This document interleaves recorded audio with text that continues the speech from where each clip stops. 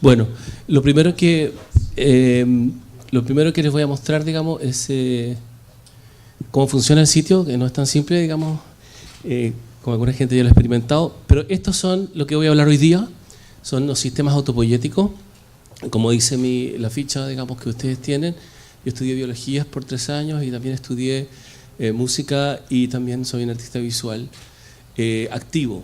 Ya, lo único que no soy activo es biología, pero sigo trabajando en música y en artes visuales activamente. Aún hago acuarelas en mis tiempos de libre, que no tengo, pero como para relajarme un poco de tanta máquina, ocupo muchas veces procedimientos que son totalmente análogos, dibujo, etc. Bueno, los sistemas autopoyéticos es un nombre que yo tomo de una teoría sobre los seres vivos de Maturana y Varela, que fueron mis profesores cuando yo estudié biología.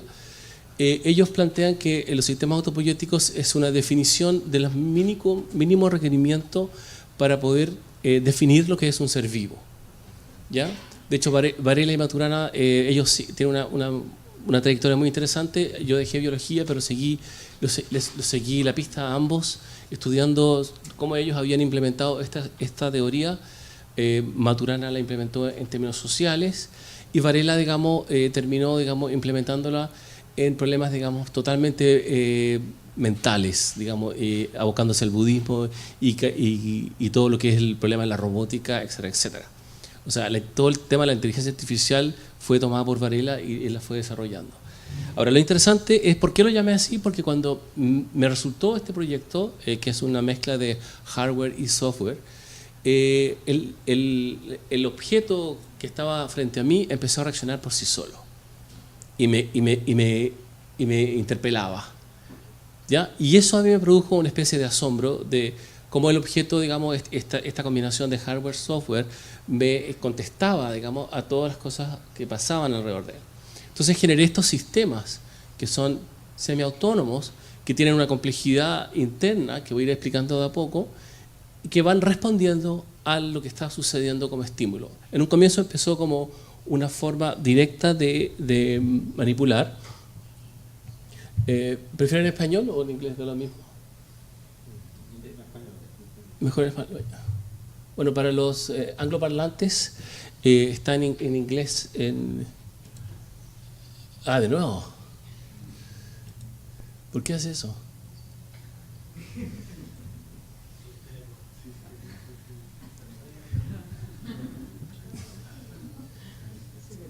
Lo siento.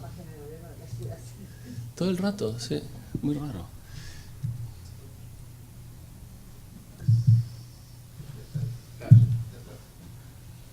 ¿Está abajo? Sí, ya. Ya, va a pasar lo mismo ahora. De nuevo. Ya. Aquí sí. Bien. Entonces yo parto definiendo y tomo... Yo también soy budista, básicamente por Varela. Fue culpa de él, digamos, que como que yo encontré que él se metía en el budismo. ¿Y por qué se mete él en el budismo? Que era una persona que yo admiraba profundamente. ¿Qué encontró él ahí? Y entonces empecé a estudiar y leer sus libros y empecé a estudiar también cosas del budismo y empecé a encontrar ciertas cosas que eran profundamente coherentes. Entonces yo tomo aquí, por ejemplo, una parábola budista en que se manda a 5 ciegos a que traigan una descripción de lo que es un elefante. Van estos 5 ciegos a describir el elefante, uno se encuentra con una pata, la toca, la abraza y dice, ya, esta es la pata. Después el otro le toca la trompa, el otro le toca la oreja y así, y después llegan donde la persona que los había enviado, que era un rey en este caso, según la parábola, y les dice cómo es un elefante, y los 5 ciegos les describen lo que es un elefante desde cada uno de su perspectiva. Ahora, ¿por qué es tan importante esto? Porque yo también estudié, como pueden ver ahí en mi currículum, en la escuela de Xenakis en París, y Xenakis tiene una obra muy importante en que él pone a la orquesta en el público, y en el escenario no hay nada. ¿Y es por qué? Porque él planteaba que justamente uno llegaba al mundo con una condición y era lo que le tocaba, lo que podía ver. O sea, en el fondo hay toda una relación de que no tenemos el punto objetivo, ¿ya? El punto, digamos, el punto perfecto del cine, por ejemplo, ¿cómo le llaman? El pleasure spot en audio hi-fi, en alta fidelidad. Eso no existe, eso es una utopía. Nosotros siempre tenemos, digamos, un lugar donde cual aparecemos y estamos viendo todo desde ese lugar y tenemos que asumirlo así. Y creo que ese es un cambio paradigmático importante en lo que es la filosofía del siglo XXI, el punto desde el cual uno ve las cosas. Y no este punto perfecto, ideal, platónico, digamos, propio de la modernidad del siglo XX. Sigo. Entonces, los sistemas autopoyéticos nacen, digamos, con esta obra que vamos a abrir en una ventana. ¿Va a pedir lo mismo? Esta es una de las primeras obras que son significativas de esto, en el cual yo estaba trabajando con una tabla en ese minuto. Yo estudié...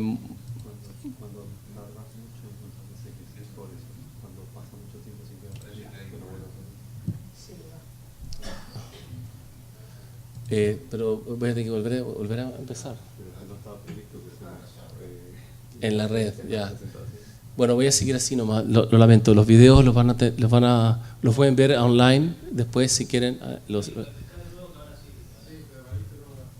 ¿Pero aquí? ¿Refresco aquí?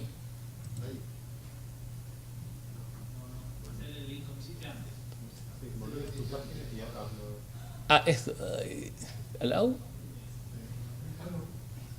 No, que se va a linkear eso. Esto aquí. A ver. No.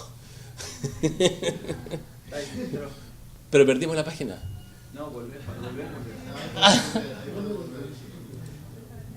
Ya, bueno, aquí tenemos el video.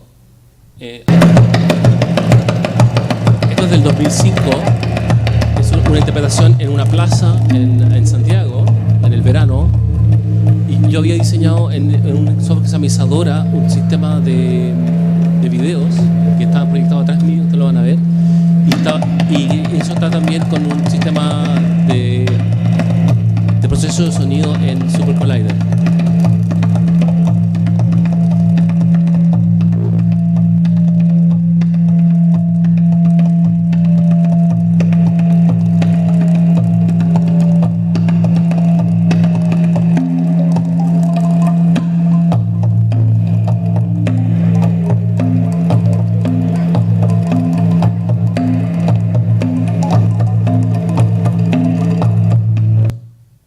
Entonces, eso era lo primero, digamos, que era... lo voy a cargar al tiro, entonces.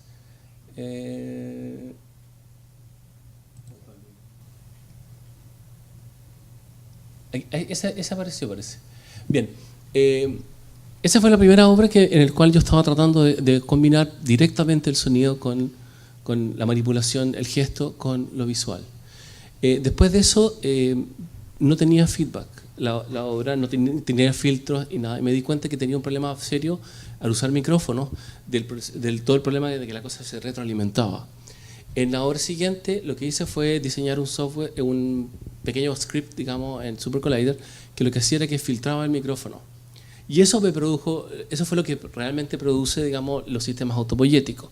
Y que es esta obra que está acá. Este es un shot con unos pequeños shots de lo que está pasando con el primer sistema autopoyético que genero, que se llama método entropía, que lo van a ver un rato más acá completo, que lo que hace es que cuestiona dos temas. Un tema visual, que está en respuesta al tema auditivo, y por otro lado el sistema auditivo, que está en directa dependencia de los sonidos del entorno. Entonces, lo que yo estoy planteando ahí son dos cosas que están en paralelo. Este no es exactamente igual al que van a ver acá, pero más o menos para que tengan una idea. Esto siempre es en directo. Aquí no hay post-edición, no hay timeline, no hay nada de esas cosas. Es todo directo.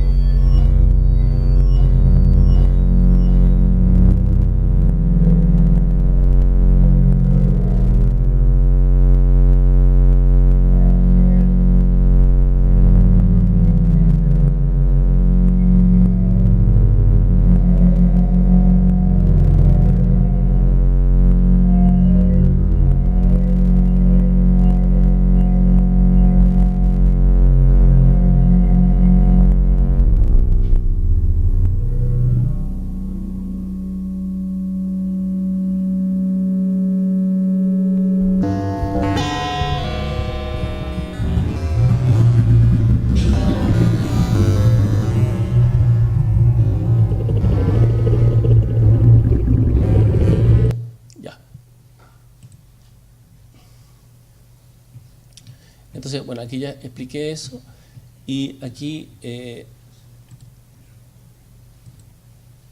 base a este proyecto, postulé a un fondo de mi país, que es un fondo que se llama Fondart, que me permitió experimentar con un proyecto en particular que se llamó 6 estudios para una obra vacía. 6 estudios para una obra vacía eran exactamente eso, 6 estudios que iba a hacer yo de una situación performática autónoma, en la cual la cámara y el micrófono iba a estar captando toda la información del entorno y iba a generarse una respuesta del sistema, siguiendo con la idea de estos sistemas autopoyéticos autónomos. Entonces genero estas 6 experiencias que podemos ver aquí, también están en mi página web. Por ejemplo, vamos a ver bueno, y como científico del fondo, ahí están las tomas, aquí está el video. Yo hice toda una descripción del sistema, o sea, yo ponía el sistema, apretaba que la cosa funcionara y yo me alejaba. Y si quedaba, digamos, algún error, yo no corregía nada. La idea era justamente estudiar qué pasaba con el sistema. Y aquí tenemos, por ejemplo, una primera instancia en que obviamente está lleno de... No el sistema porque se cayó la aplicación que está grabando. Error de grabación que está grabando, pero no funciona. No le grabé un poco más.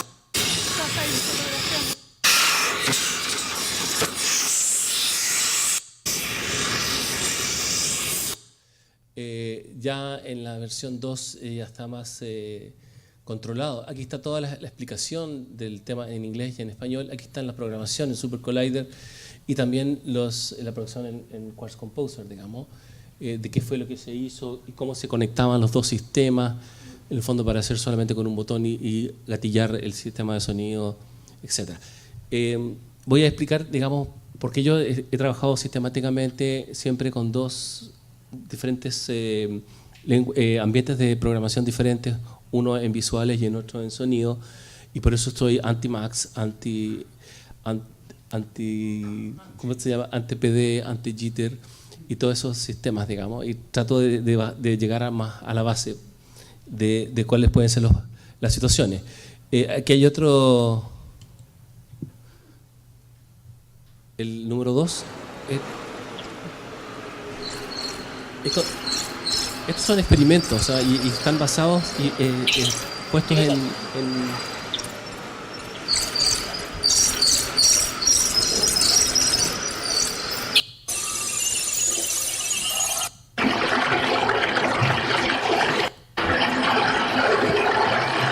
esta es la salida del metro de uno de los subtes en Santiago.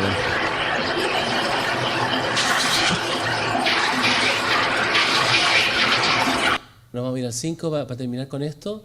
Esto es en la Plaza de Armas de Santiago. Ahí estoy yo, como pueden ver. Y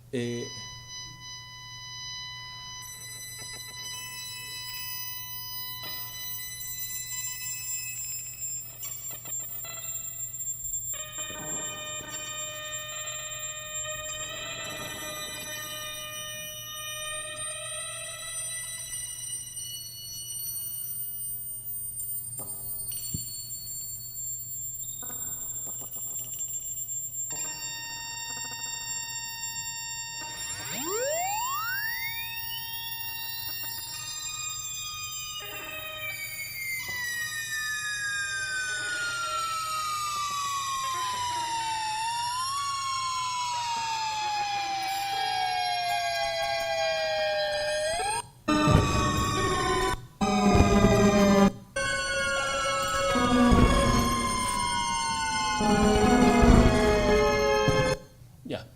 Entonces, toda la idea siempre fue ir justamente creando un sistema interactivo de procesos más que buscar una solución directa en base a una línea de tiempo. ¿Ya? La idea era que el sistema fuera totalmente circular y que fuera autorregulándose y cambiando, digamos, y que todo lo que suceda está en la línea de tiempo y que sea siempre distinto dependiendo el input que va recibiendo. Y eso me llevó a toda una reflexión con respecto a cómo funciona la mente, que claramente para mi perspectiva, digamos, desde mi punto de vista, nosotros trabajamos con un cerebro múltiple que tiene muchas capacidades y el sonido y la visión son cerebros paralelos para mí. Y por lo tanto, al ser cerebros paralelos, van uniendo información, o ¿cómo sería? Hitos semánticos, no sé, o no sé cómo se llamará, y va, de acuerdo a eso, va procesando y va armando, digamos, significados. Y esos significados están en directa concordancia con el cerebro que ha producido cada uno. Cada uno de nosotros en su vida va produciendo y creando y generando un cerebro propio. Entonces, en base a eso, la información que a cada uno le llega es totalmente individual. Voy a ver un poquito sobre los antecedentes. Los antecedentes sobre los cuales está basado este trabajo son de dos autores, uno que es Agostino Discipio, que fue profesor mío en París, que él trabaja con los sistemas ecológicos audibles. Él hace sistemas, digamos, de retroalimentación también, pero generalmente él compone con instrumentos, digamos, y hace unos sistemas como más bien ecológicos. Y el otro artista que para mí es radical, digamos, y que define el corte, digamos, fundamental del siglo XX al siglo XXI, digamos, es la obra de John Cage, en los 4.33 minutos. Ya, esa obra que es totalmente silente. Porque el acento ahora está, digamos, no está en la escucha. Para mí, mi interpretación de esa obra es que es en la percepción de la escucha donde está, digamos, la interacción real. En el fondo le pasa la responsabilidad de la obra al escuchante, digamos, a la persona que está escuchando. Entonces, y en la parte visual, bueno, está basado en esta serie de experimentos que hice y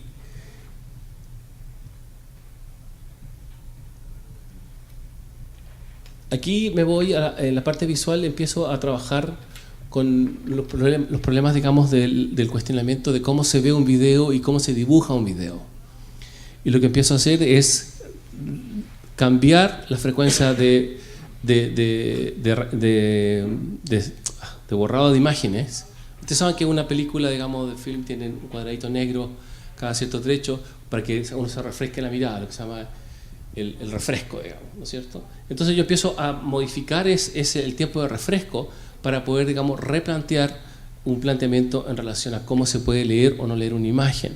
Y empiezo a hacer estos sistemas de rasterizado, digamos, o de arrastrado de las imágenes, en que va quedando la memoria de lo que ha sucedido antes y que está siendo afectado por el sonido, como ustedes lo pudieron ver, digamos, en la obra, en el Metro de Utopía.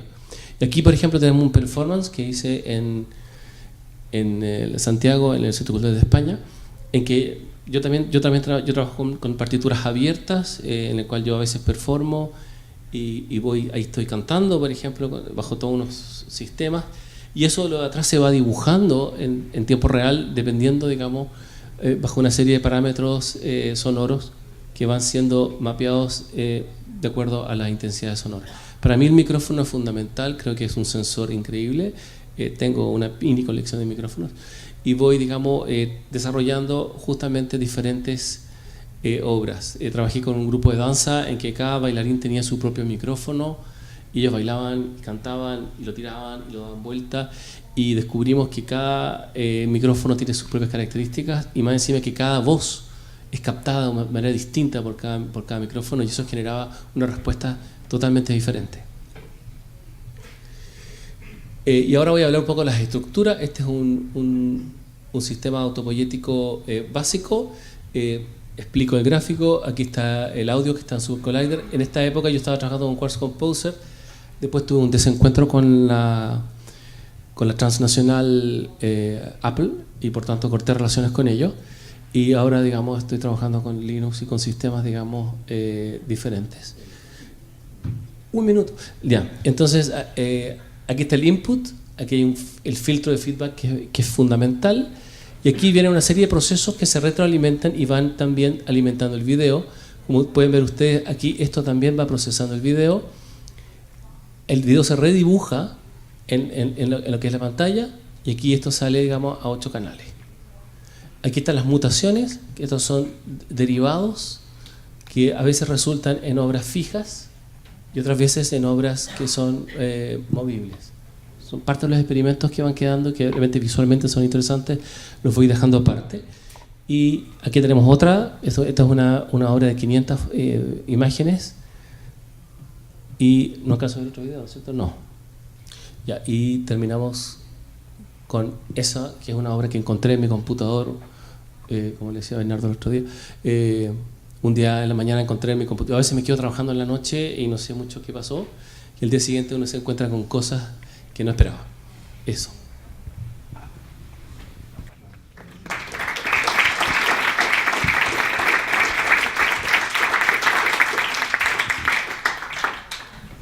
Si hay una pregunta antes de la pausa para Félix. Bueno, sí, porque así tenemos. Hacemos entonces una... Sí.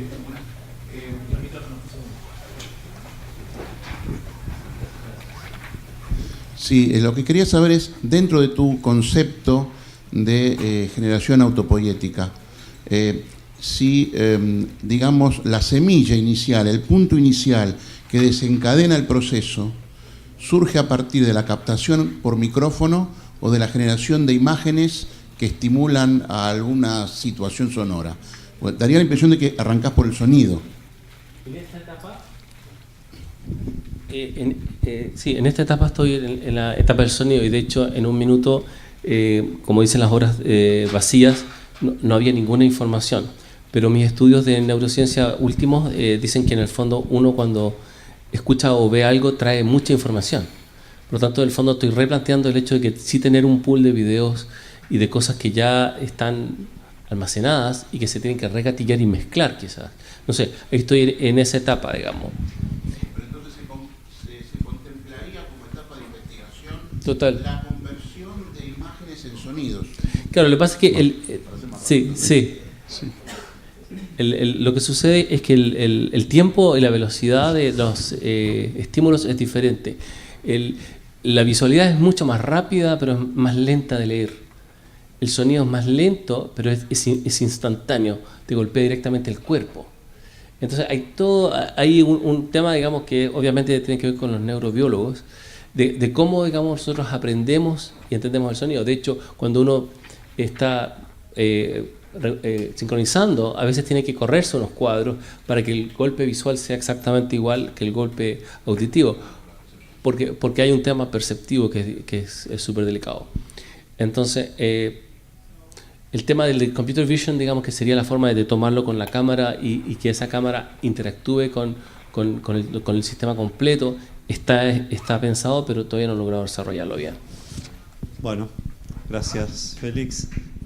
Entonces...